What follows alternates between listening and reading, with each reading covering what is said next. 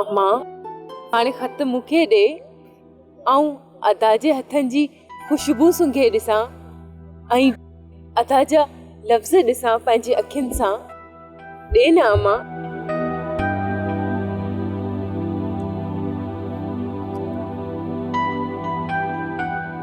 पर अबा अदा असलम खत में कुझु लिखियो आहे। पाण समूरनि ॾे सलाम लिखिया अथई ऐं इहो बि लिखियो अथई त हिते असां बेगुनाह कैद कया विया आहियूं, सज़ा बि घणी काटे विया आहियूं, पर हुकूमत असां मां असुलु हथ ई नथी कढे। अरब खे हुननि हुते कीअं मारियो उहो त खे सुणाए नथो सघां। बाक़ी अरब जो लाश अव्हां ॾे मोकिलियो, उहो अव्हांखे पहुतो अलाए न। फतेह ख़ान ख़त पढ़ी मूंखे इहो ॿुधायो त असलम पुट हिते जे तड़नि ऐं दरियाहनि ऐं घरनि बाबति बि पुछियो।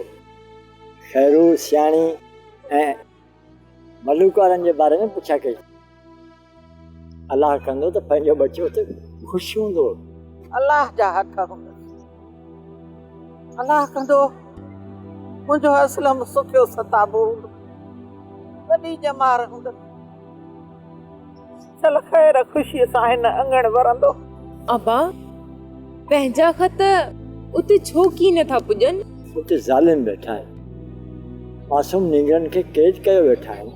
उहे वरी कहिड़ो रहम खाई हितां जा खत खणी छोकिरनि खे पुॼाईंदा हूंदा। चल को ज़ालिमनि जा ख़ुदा कंदड़,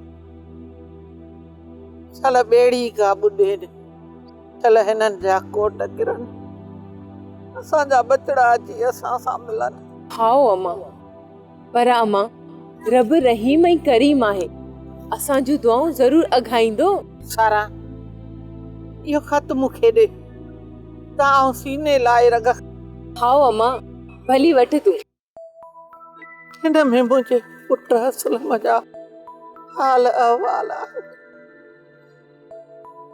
असलम पी कंहिंखे ॾिस, जल्द कर, मूंखे हिन खत जो हाल अहवाल सुणाए। धी सारा तूं वेठी कुझु ॻाल्हाए, उठ वञी चांहि लाइ पकाड़े अच। खानू वारे दुकान तां पन्नू ऐं पेन वठी अचां ऐं तुंहिंजे भाउ ॾांहुं ख़त मोकिलियो। हाओ अबा, ऐं इझो चांहि काढ़े थी अचां। सब्सक्राइब कयो असांजो official YouTube channel Sindh TV HD drama ऐं वधीक अपडेट लाइ बेल आइकन खे क्लिक करियो।